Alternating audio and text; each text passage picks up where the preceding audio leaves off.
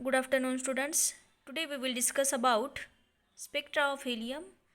So as we know, helium having atomic number is 2 and having electronic configuration is 1s2. So here both of these two electrons will be present in s state. So here LS coupling will take place between both these two electrons. So here LS coupling is take place between these two electrons. As atom with low atomic number, LS coupling dominates. Okay, so atom with low atomic number will dominate LS coupling. So we will consider in this helium atom LS coupling we will consider. Okay, so here we will consider first in case of these two electrons of helium. Let us consider here ground state. Okay, so for this we will consider one electron in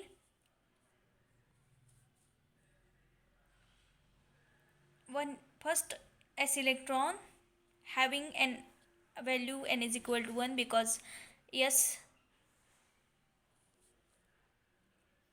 stands for 1, n is equal to 1 value, and L1 value is 0 because the here orbit is s orbit. So for this s orbit L1 is 0 and spin is half. And for second electron, because the second electron also present in s state, so for the second electron we will write n2 is equal to 1 also, L2 is also 0 and s2 is 1 half. So because of these two electrons are present in this s state. Okay, so this is the I am writing here values of n, l and s for this s electron.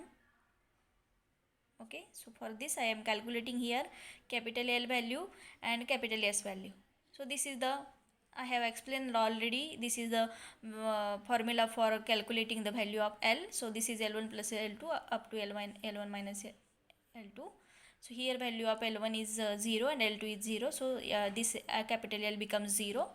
Next we will calculate about the value of capital S. This is resultant spin angular momentum having value S1 plus S2 up to S1 minus S2. So this is the value for 1 and 0 will be the value of this capital S. Okay, so we have the value of L, we have the value of S. So we will write the term symbol for this 2 electron. So okay, so here this is the term symbol and here 2s plus 1 is 1. Why? Because here value of s is 1 and 0.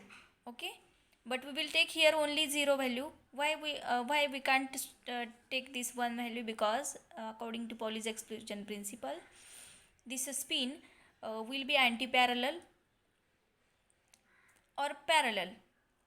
Okay, so according to this here the Pauli's exclusion principle can't obey because their spin of this electron is anti-parallel.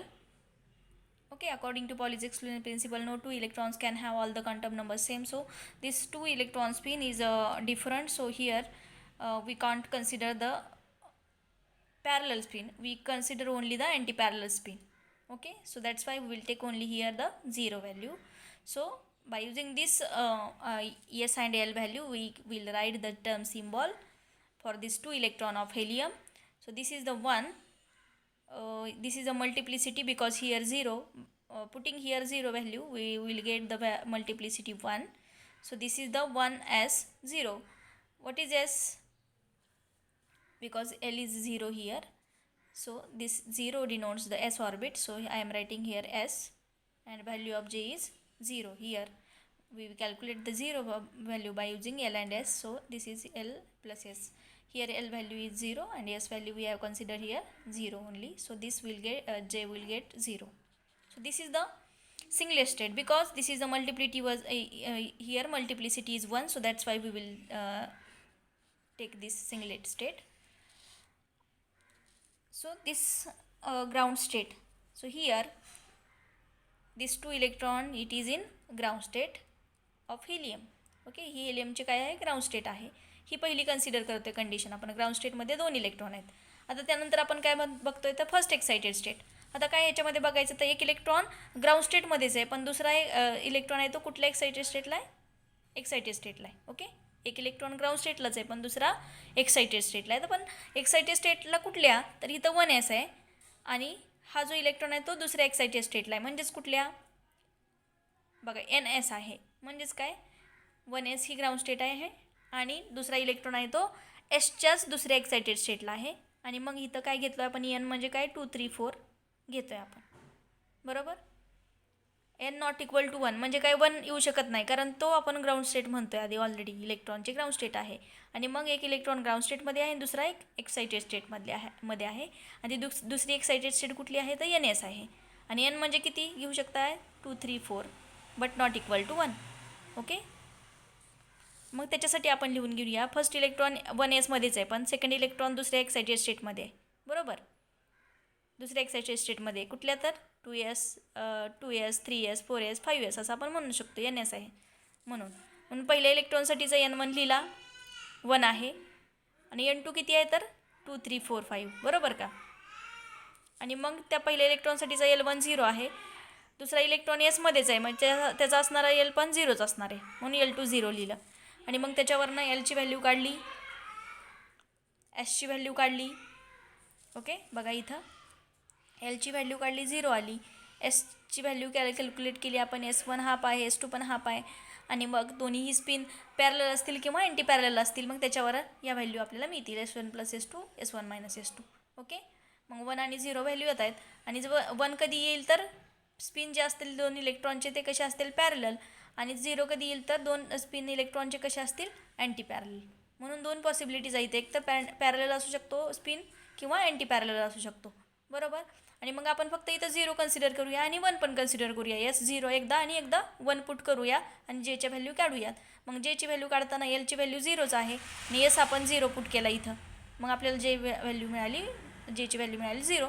पण परत आपण Sची value आपण काय put करूया 1 आणि मग परत जेची value calculate करूया, जे काय आला Lची व्हॅल्यू 0 पण S किती घेतला 1 घेतला आणि व्हॅल्यू कॅल्क्युलेट करून घेतली, बरोबर. मग जे एकदा 1 आला मग जेची व्हॅल्यू 1 आली आणि एक व्हॅल्यू जेची 0 आली. आणि मग आपल्याकडं तिन्ही व्हॅल्यू आहेत, Lची पण व्हॅल्यू आहे, कॅपिटल Lची व्हॅल्यू आहे, कॅपिटल S व्हॅल्यू आहे आणि जेची पण व्हॅल्यू आहे. मग आपण टर्म सिम्बॉल लिहून घेऊया, म्हणजे कुठल्या स्टेटसाठी, या कंडिशनसाठी फर्स्ट एक्साइटेड स्टेटमध्ये आपल्याला काय मिळाल्या, टर्म सिम्बॉल काय मिळाला 1s0 मिळाला, बरोबर. कारण जेच्या व्हॅल्यू 2 आहेत 0 आणि 1, बरोबर. आणि एसच्या पण व्हॅल्यू 2 आहेत 1 आणि 0. आणि 1 कधी असतो तर इथं काय मिळते आपल्याला सिंगलेट मिळते, 0 असेल तर काय मिळते सिंगलेट मिळते. आणि S जर 1 असेल, बघा S 0 असेल इथं S 0 असतो आणि इथं S 1 असतो, बरोबर. आता आपल्याकडे 2 व्हॅल्यू आहेत, एसच्या पण 2 व्हॅल्यू आहेत आणि जेच्या पण 2 व्हॅल्यू आहेत, बरोबर. आणि मग S जर 0 असेल तर आपल्याला काय मिळते, जेची व्हॅल्यू 1 मिळते, सॉरी S जर 0 असेल तर जेची व्हॅल्यू काय मिळते 0च मिळते. आणि मग काय मिळेल ते सिंगलेट, कारण इथं 1 मल्टिप्लिसिटी 1 असेल तर ती काय असते सिंगलेट. आणि परत एसची व्हॅल्यू 1 असेल तर आपल्याला काय मिळते इथं मल्टिप्लिसिटी 3 मिळते आणि जेची व्हॅल्यू किती आहे इथं 1, बरोबर. एस आपण 1 पुट केल्यानंतर जेची व्हॅल्यू पण 1 मिळाली आणि मग आपल्याला काय मिळालं ट्रिपलेट मिळाली. एस जर 1 असेल तर काय मिळते ट्रिपलेट, मल्टिप्लिसिटी जर 3 असेल तर ती काय असते ट्रिपलेट. आणि मग आपल्याला जेच्या 2 व्हॅल्यू मिळाल्यामुळं 2 टर्म सिम्बॉल मिळालं.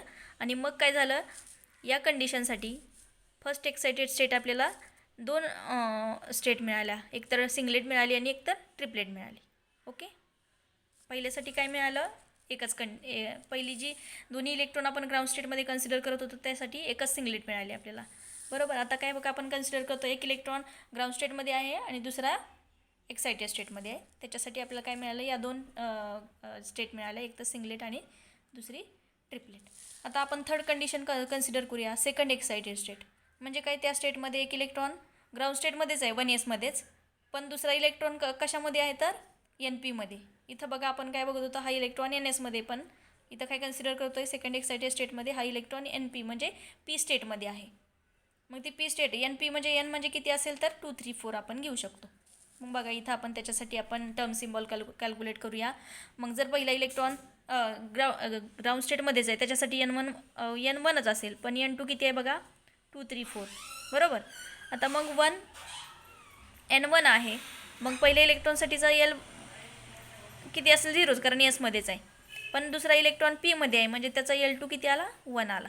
स्पिन एकाचा 1 हाफ आहे, दुसऱ्याचा 1 हाफ आहे. दोन पॉसिबिलिटीज, एक तर स्पिन पॅरलल असतील किंवा अँटी पॅरलल असतील. मग याच्यावरून आपण कॅल्क्युलेट करतो एसची व्हॅल्यू काय, S1 + S2, S1 - S2. त्याच्यावरून आपल्याला एसच्या 2 व्हॅल्यू मिळतील. आणि मग काय मिळेल, 1 कधी मिळेल तर स्पिन पॅरलल असेल, आणि 0 कधी मिळेल तर स्पिन अँटी पॅरलल असेल तेव्हा. आणि मग एलच्या व्हॅल्यू पण आपल्याला मिळतील. किती मिळेल तर 1 मिळेल एलची व्हॅल्यू, बरोबर. त्यानंतर मग जेची व्हॅल्यू कॅल्क्युलेट केली, आपल्याला माहिती आहे एस आणि एल मिळालं, तर जेची व्हॅल्यू कॅल्क्युलेट केली आपण. आणि मग जेची व्हॅल्यू किती मिळेल आपल्याला, L1 आहे, S1 आहे, त्यासाठी आपण लिहिलं. कशासाठी, जर L1 घेतला आणि S जर 1 घेतला तर जेच्या व्हॅल्यू ह्या आहेत. आणि परत आपण काय कन्सिडर करतो आहे, जर L1च असेल पण S 0 असेल तर या जेच्या व्हॅल्यू आपल्याला मिळत आहेत. बघा, L1 S1 असेल तर जेच्या व्हॅल्यू किती मिळतील, 3 मिळतील, 2 1 0 मिळतील. आणि परत काय कन्सिडर करतो आहे आपण, आणि त्याच्यासाठीच असणारा टर्म सिम्बॉल लिहून घेतला आपण. बघा, 2S + 1 LJ, मल्टिप्लिसिटी 3 आहे का, तर एसची व्हॅल्यू 1 आहे म्हणून. आणि पी स्टेट आहे इथं, एलची व्हॅल्यू किती आहे, 1 आहे, म्हणजेच काय असतं पी. आणि जेच्या व्हॅल्यू त्यावेळेस किती आल्या, 3 आल्या, 0 1 2. आणि मल्टिप्लिसिटी 3 आहे, म्हणजेच काय असेल ती ट्रिपलेट असेल. परत काय कन्सिडर केलं आपण, L1 आहे पण एसची व्हॅल्यू 0 आहे, त्यावेळेस असणारा जे कॅल्क्युलेट केला, आणि जेची व्हॅल्यू किती मिळाली आपल्याला, 1 मिळाली. मग त्यावेळेस असणारा टर्म सिम्बॉल लिहिला आपण. एलची व्हॅल्यू 1च आहे, एसची व्हॅल्यू 0 आहे, म्हणजेच काय मिळेल आपल्याला इथं सिंगलेट. ही मल्टिप्लिसिटी 1 आहे, म्हणजेच काय असतं सिंगलेट. जेची व्हॅल्यू किती आली, 1. आणि नेक्स्ट कन्सिडर आपण करतो आहे थर्ड एक्सायटेड स्टेट. आता त्या एक्सायटेड स्टेटमध्ये काय आहे, तर इलेक्ट्रॉन हा जो आहे तो एक ग्राउंड स्टेटलाच आहे, 1sलाच. पण जो दुसरा इलेक्ट्रॉन आहे तो कुठं आहे, डीला आहे. कुठं आहे, डी ऑर्बिटमध्ये गेला. मग त्यावेळेस एन किती घेणार आपण, एन डी जर असेल तर 2 3 4. आणि मग त्यावेळेस येणाऱ्या ज्या व्हॅल्यूज असतील, जशा आपण ह्या कॅल्क्युलेट केल्या, तशा पद्धतीनं हे टर्म सिम्बॉल काढायचे. मी डायरेक्ट लिहिते, तर तुम्ही कॅल्क्युलेट करून स्वतः लिहा आता ते. आणि मग हे येतील 2, ही सिंगलेट मिळेल आपल्याला, एक ट्रिपलेट मिळेल. मग आता काय आहे, 2 आपल्याला स्पेक्ट्रम मिळतील इथे इलेक्ट्रॉनचे.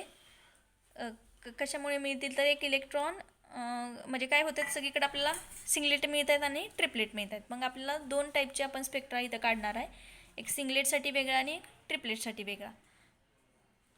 आणि मग आपण सिंगलेट कुठल्या कुठल्या आलेत आपल्याकडं, तर त्या सिंगलेट कन्सिडर करणार आहे. आणि हा अशा प्रकारचं काय करणार आहे आपण, स्पेक्ट्रा काढणार आहे. आता हा सगळा सिंगलेटशी रिलेटेड आहे, आणि हा सगळा ट्रिपलेटशी रिलेटेड आहे. बघा, इथं सगळ्या ट्रिपलेट आहेत, 3 3 3, म्हणजेच काय ट्रिपलेट आलेले आहेत, त्या सगळ्या आपण टर्म सिम्बॉल इथं लिहून घेतलेले आहेत. आणि हा कुणाशी रिलेटेड आहे, सिंगलेटशी. मग इथं 1 1 सगळीकडे आहे, म्हणजेच ही काय आहे, सिंगलेट आहे. आणि इथं काय आहे, 3, म्हणजेच ही काय आहे, ट्रिपलेट. आणि म्हणून मग ट्रान्झिशन होतं इथं. मग सिंगलेटशी रिलेटेड जे ट्रान्झिशनचा स्पेक्ट्रा आहे त्याला आपण पॅरा हेलियम म्हणतो आहे, आणि जो ट्रिपलेटशी रिलेटेड स्पेक्ट्रा आहे त्याला आपण म्हणतो आहे आर्थो हेलियम. ओके. मग बघा, आता सिंगलेट आपल्याला कधी मिळते, जर स्पिन सिंगलेट, बघा सिंगलेट कधी मिळते तर पॅरा हेलियम, बरोबर. आपण म्हणतो जे सिंगलेटशी रिलेटेड स्पेक्ट्रा आहे त्याला काय म्हणतो आपण, पॅरा हेलियम. मग सिंगलेट कधी मिळते तर स्पिन अँटी पॅरलल असेल तर काय असेल, मग त्यावेळेस सिंगलेट आपल्याला मिळते. त्यावेळेस यस किती असतो, 0 असतो. स्पिन अँटी पॅरलल असेल तर यस किती असतो, 0. आणि जर स्पिन पॅरलल असेल तर यस 1 असतो. त्याला त्या स्टेटला आपण ऑर्थो हेलियम म्हणणार आहे. काय म्हणणार आहे, ऑर्थो हेलियम. ओके.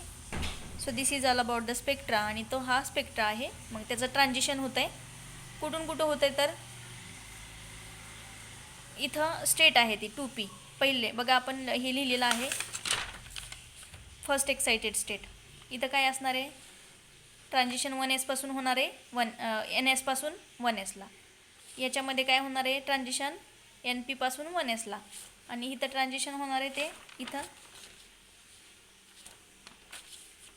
1s पासून NDला, म्हणजे ND पासून 1sला ट्रान्झिशन होतं आहे. बघा, आता इथं होतं आहे का,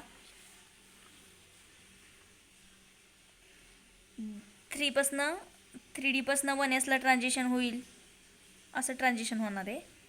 म्हणजे स्टेट कुठल्या कुठल्या कन्सिडर करायच्या, 1s 0, त्यानंतर 1p1, सगळ्या सिंगलेट आहेत. आणि मग त्याचं ट्रान्झिशन होतं आहे, त्यालाच आपण म्हणतो terms and transition in the spectrum of helium. मग इथं आपण काय म्हणतोय, an ortho helium atom can lose excitation energy in a collision. म्हणजे काय, अर्थ हिलियममधला जो काही ट्रिपलेट कंडिशनमधला जो काही इलेक्ट्रॉन आहे तो काय होतो, एनर्जी लूज करतो कधी, तर दुसऱ्या इलेक्ट्रॉनबरोबर कोलाईड झाल्यानंतर, आणि बिकम वन पॅरा हिलियम, आणि परत तो काय येतो, ग्राउंड स्टेटला येतो. आणि मग काय होते, त्याची स्ट्रिंगलेट होते, म्हणजे तो पॅरा हिलियममध्ये येतो आहे. बघा इथला ॲटम आहे, बघा हा ट्रिपलेटमध्ये आहे, ट्रिपलेट म्हणजे अर्थ हिलियममध्ये.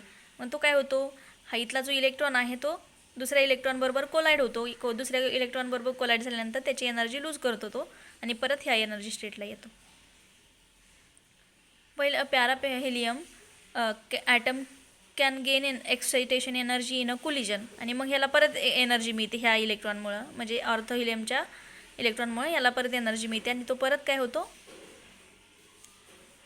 परत अर्थ हिलियम होतं. म्हणजे असं चक्र सुरूच राहतं. Okay, this is all about the spectra of helium. हे लक्षात ठेवा.